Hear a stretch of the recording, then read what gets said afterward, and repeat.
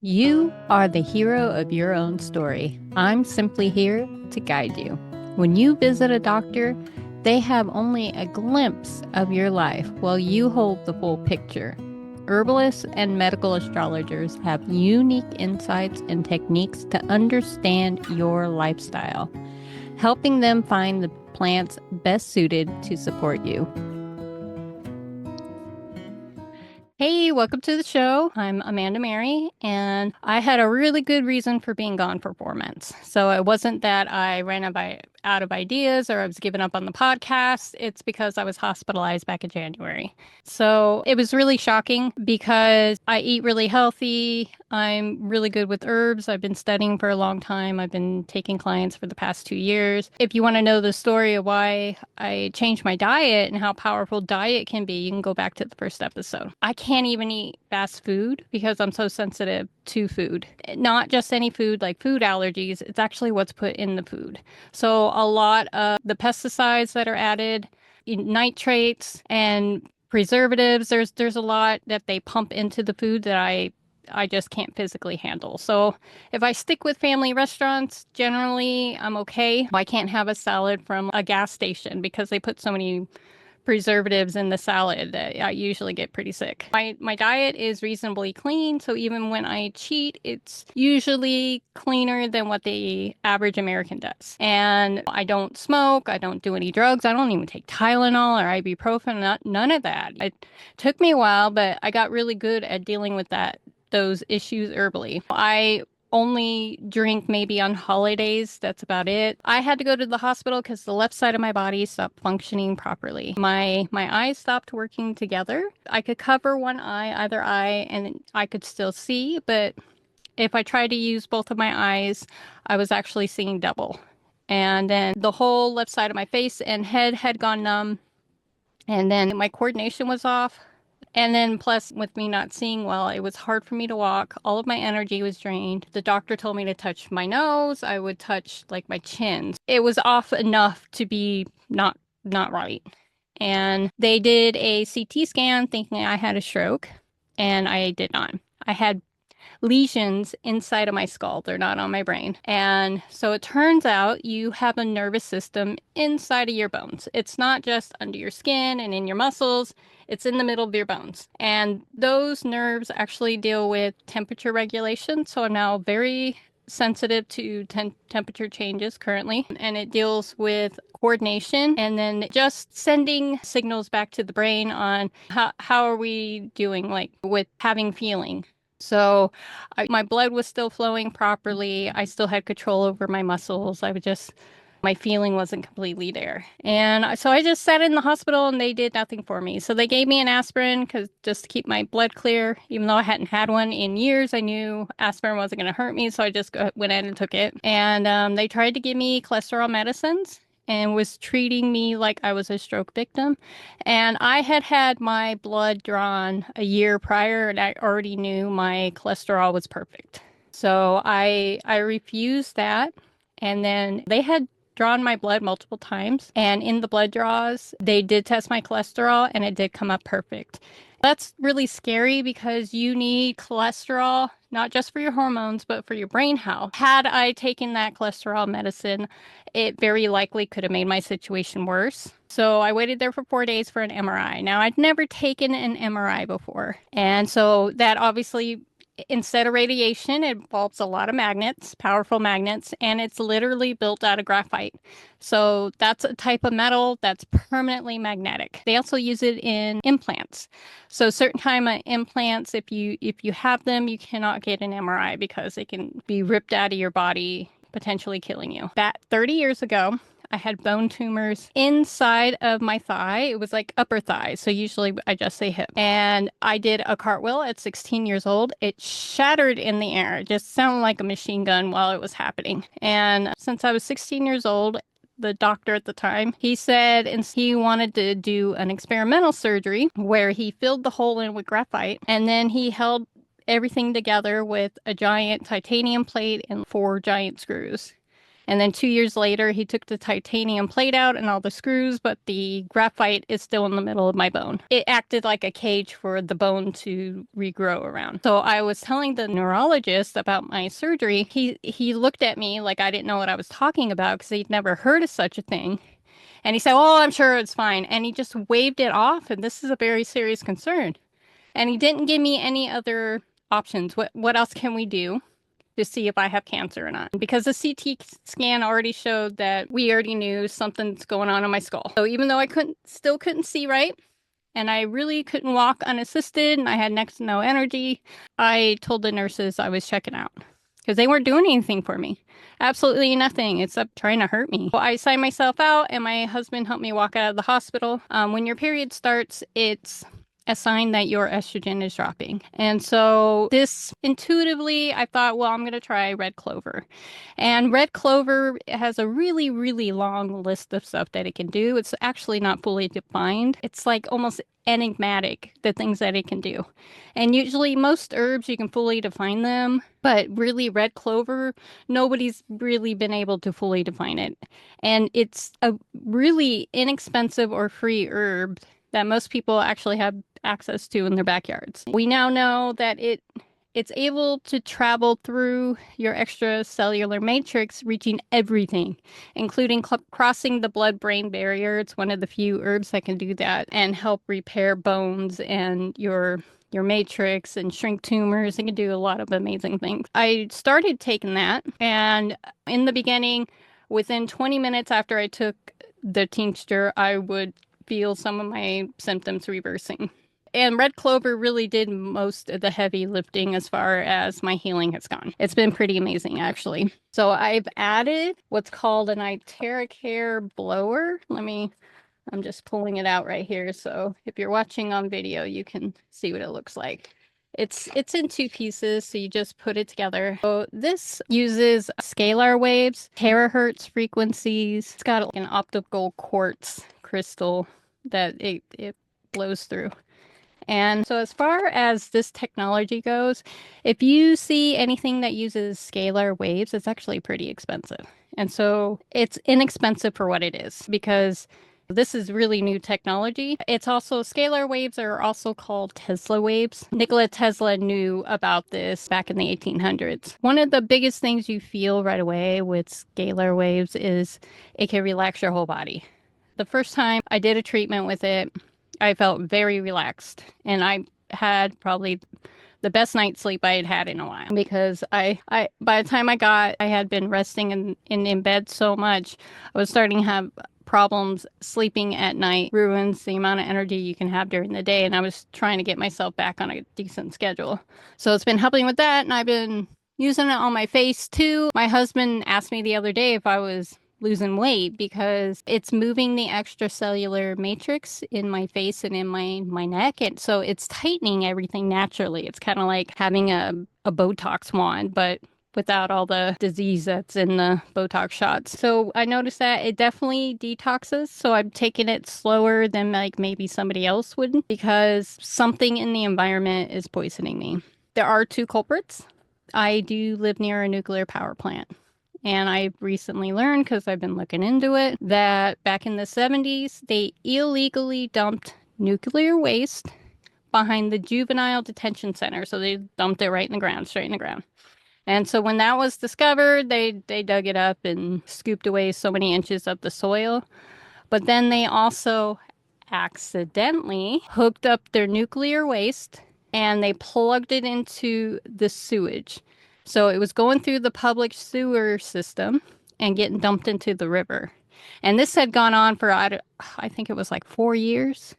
And so when it's going on for years like that and flowing down the river, of course it's going to get in the soil and in our water, like drinking water.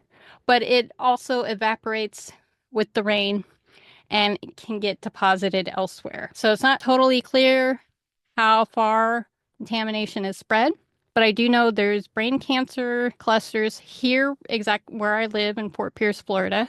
It's also as far south as West Palm Beach County. And then people are reporting brain cancer clusters as far north as Daytona. So that's really scary, but that's not the only culprit because the river flows south. It doesn't flow north. Yes, it's possible nuclear radiation, the clouds moved it north.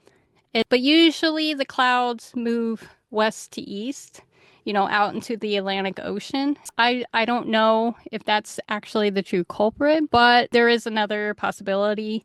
So there's more and more research coming out about 5G causing because it's ionizing radiation and it's the first generation that can actually penetrate through the skin and your body can absorb it, that those towers are causing brain cancer. And so 5G has a very, very wide range. And because the range is so large, they could have it in the safe range down in the low range, or they can turn it up. And the higher they turn up the 5G, well, number one, it doesn't make much of a difference for your cell phones, that's for sure. But also, it acts more like a weapon. And so it can affect your health and it can affect your ability to focus. We actually don't know all of the side effects, or I don't know them all off the top of my head. There are people who have looked at it very deeply and they could tell you more than I can. But that is another culprit. That doesn't make me feel safe. So one or the other, I don't have an EMF reader and I don't have a Geiger counter. We're shopping around for one. So if you know of any good EMF readers or Geiger counters, please leave it in the comments below. I would love the recommendations because I want to test what's going on in my environment, especially all the places I go, because that's what concerns me. But also I have children. And so how's this affecting them? And I have a husband. How's this affecting them? And I have pets, a dog and two cats. How is this affecting them? So we need to know what's going on so we can better protect ourselves. Now, I live on a sailboat that was badly damaged after Hurricane Ian. Most people actually just sold their homes and never fixed their homes after Hurricane Ian. And it's because their insurance didn't fully cover everything, and FEMA denied payments to a lot of people. This is, of course, before Helene. People are not sympathetic when you say you've been denied by FEMA. It's shocking how many people just call you a liar. There's just something wrong. So we did have insurance, but we've used up all the insurance doing the repairs ourselves. We've gotten a lot of repairs done, but with this new health scare, we need to get out of the area and the boat's not, and it's not ready for us to take it very far on the motor work so we can technically move it, but it still needs more work. We're looking into moving. This illness has really affected my ability to focus. So I've been doing a lot of practices to regain my focus and taking herbs. It is working. But sometimes after an illness, and this is a major illness, that can happen. So you get ADHD-like symptoms, you get brain fog, you're like dropping words, which was happening with me. And I know that this has happened to a lot of people with COVID. And so I do wonder if they take maybe the same herbs I've been taking, if that would help them with their brain fog. So I've been taking Go-To Cola.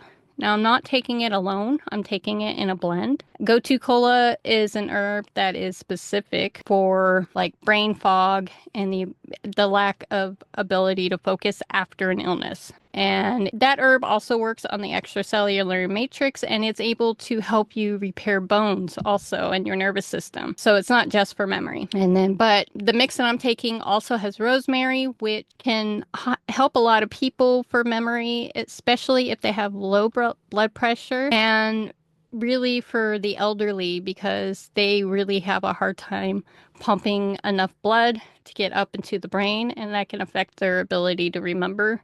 So it improves blood flow to the brain. And then it also has ginkgo biloba, which is a good general herb for when you're having issues with memory and stuff. It's a good mix. I have noticed that it's been helping me. I'm not out of the clear yet, so I can't really stop taking my herbs. I've tried slowing down or maybe skipping, and I will feel my symptoms starting to come back. It's usually right around my eye. I'll feel numbness creeping back in, and that's kind of scary near my eye. But I can't get into another doctor. So even if I wanted to, I'm not able to get into one in Florida. So we really need to leave the state altogether. There's not really a whole lot they can do for me.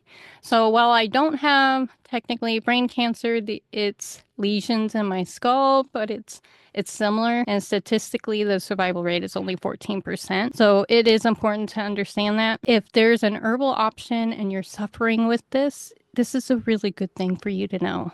If you're living next to a 5G tower, it's really important to understand that you need to protect yourself. If you're living near a nuclear power plant, you should absolutely be looking up the history of that nuclear power plant and see if they used to do illegal dumping, like what's been going on here in Fort Pierce.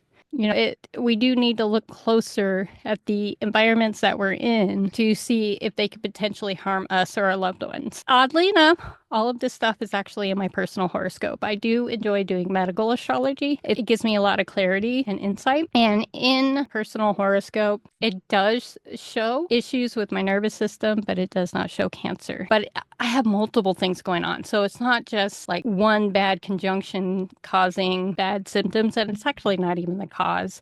It's a reflection of your life. So the planets don't cause your problems. They can indicate when you're going through hard periods. I've got Uranus, squaring both my Mercury and Venus. And Venus is usually like a very lovely, soft planet. It's love and beauty. And usually it can lessen the severity of bad aspects. That square between Uranus and Mercury, it's actually helping, but it can also be an indicator of benign tumors, not cancerous. And so that's why I am confident I don't have cancer. But also I have a history of benign tumors because, I don't know, 30 years ago. And then I also have Saturn in my sign of Pisces. It'll leave this Pisces this summer, thank God. It's been sitting in my sign for 2.5 years, and that can lower your overall vitality, which can make you more prone to illness. It'll depress like all of your energy levels because it's also going over my Mars. I have my Mars and my Sun in Pisces. I got a lot of Pisces energy. And then one more, I am entering my Uranus opposition. Uranus takes 84 years to go around the zodiac. It's almost completely halfway around from when I was born. And astrologically, that's considered your midlife crisis. So it can happen anywhere between your late 30s to your mid 40s. So I'm 44. So if you're close to age to me, you're getting close to your opposition. And usually the 3 years roughly leading up to the Uranus opposition, you start going through major changes. So like maybe you get fired from your job, you deal with a major illness, you go through a divorce, so like major things happen. And the purpose of it is not, give up on life. The purpose of it is actually to refocus you on and your purpose in life. Usually the first half of life, we're learning who we are, and then we're very busy raising children, and we're working really hard for usually other people. Most of us, not all of us. And then, at the time you get to your midlife crisis, astrologically, most of us, either our children are already grown or maybe they're teenagers. In my case, they're both teenagers, and they're getting close to graduating high school and moving on. Well, hopefully not too soon. This is refocusing me. I mean, that I can definitively say that is what happens. Now, I'm not running around buying a Ferrari or anything. I do acknowledge that I'm entering a period where I need to refocus what I'm doing, and maybe instead of being so hyper focused on my family, it is time for me to be more extroverted with the world as far as all of the things that I've learned. I mean, it's the reason I started this podcast to begin with. So a couple of years ago, I went to an evolutionary astrologer. I won't tell you everything about it, but she did point out that I'm supposed to be teaching the world about the things that I've learned. And that is actually personally really hard for me. Talking privately with your friends on the phone is one thing, but actually putting yourself out there is another, because the public can be very harsh. So I experimented on TikTok, doing all kinds of things and even making mistakes and leaving them up and seeing how I felt about it. Can I put myself out there? People are going to be cruel no matter what, but I didn't fall apart. I'm still here, and hence the podcast. Anyways, I keep bringing up the extracellular matrix. I need to probably explain that a little bit better. So the extracellular matrix, it's like a mucus. It's like a liquidy mucus that runs through like your lymph nodes. If they swell up, you have an infection actually inside your extracellular matrix. It's getting clogged up and you need to get it moving again. There's no heart for your matrix. I'm just going to call it matrix for short. It's easier. Some people say your lymphatic system and they interchange the language, or interstellar matrix. They'll say that too. But for here, I'm going to say matrix. Women have the biggest concentration of their extracellular matrix in their breast. And that's also where they're most likely to get breast cancer, because your extracellular matrix actually controls your cells. Your cells do not act individually on their own. Inside of cells, there is a nucleus, and a lot of kids learned in school that the nucleus is the brains of the cells. Nope. They're just the sexual organs. They're brainless. And so they get electrical impulses from the matrix, and the matrix controls everything like a hive, like a big hive. And it actually acts like your ocean. It's like an inner ocean. And your extracellular matrix is actually ruled by Pisces. So if you have something wrong in Pisces, anything can go wrong within your matrix, including breast cancer. There's no confirmation I have cancer, but I'm just saying it interacts with your nervous system. It helps rebuild your bones. Your mitochondria floats inside this matrix, and mitochondria produces electrical signals. Using tools like this is the Itera Care blower. It can help energize your body because you're feeding your mitochondria the energy that it needs so your body can do self-repair. And that's always the goal with holistic medicine. We want to trigger your body to repair itself because your body is your best doctor. But as far as focus, let's do focus really quick and then I'll sign off. So that is a muscle that you have to use. So if you're always on your electronics and you just do like a bunch of mindless scrolling, it can damage your focus and give you ADHD-like symptoms.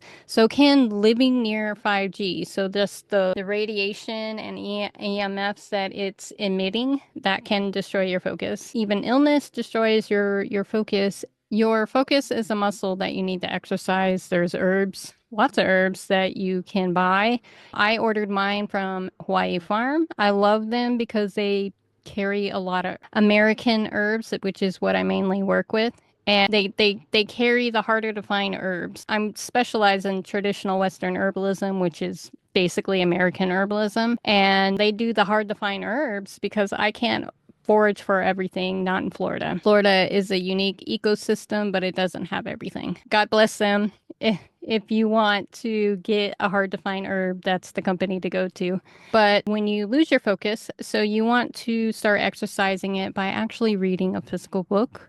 You can start off with just reading 2 pages a day. Maybe set your timer, do it for 15 minutes. Usually a half an hour will get you through a chapter. I've been doing also embroidery. I'm no expert at it, but having to focus on what I'm doing, and then I'm able to keep it interesting and change up stitches or colors. And maybe I'll do that while listening to one of my favorite podcasts, painting a picture, and just anything that requires focus, but really mainly reading. Reading is really good at that. And turning off the electronics, maybe putting it on airplane mode so that while you're doing an exercise that helps you refocus your mind, you're not interrupted.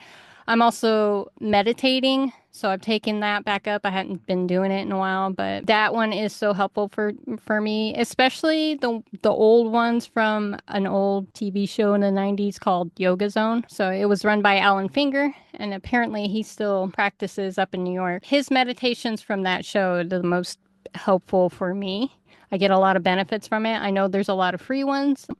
I've tried them. I don't get as many benefits, but we're all different. Yoga Zone DVDs, you can still find them online. And I originally found them on Hulu back when Hulu was free. I hope you got something out of it. This wasn't just all about me.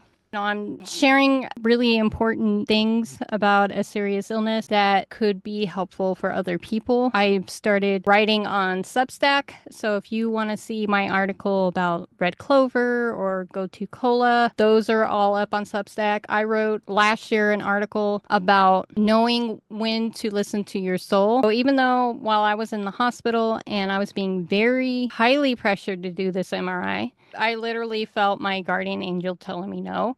And that was a body sensation. I wasn't hearing voices or anything. So I talk about how to know the difference between when you're being triggered and when to know, like when your guardian angel's telling you something. And they are very specific feelings that you feel in your body. And I walk you through how to the difference because a lot of people will confuse a trigger, maybe from a trauma that they had however many years ago and is still unhealed, and intuition. And that's another way to call it is your intuition or your guardian angel or Jesus, however your worldview functions. You can literally feel these sensations in your body and anybody can do it.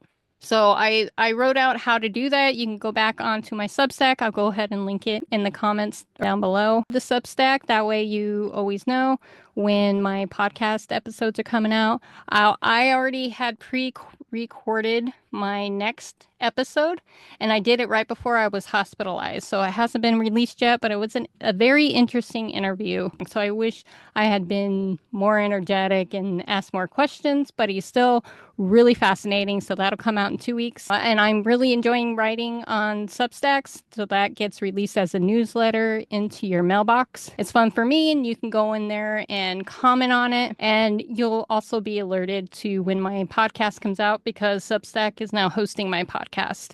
And so that makes it really easy for people to comment under my podcast. Have a wonderful day. Send me some recommendations on a good EMF reader and Geiger counter because I could really use them. Have a wonderful day. Bye.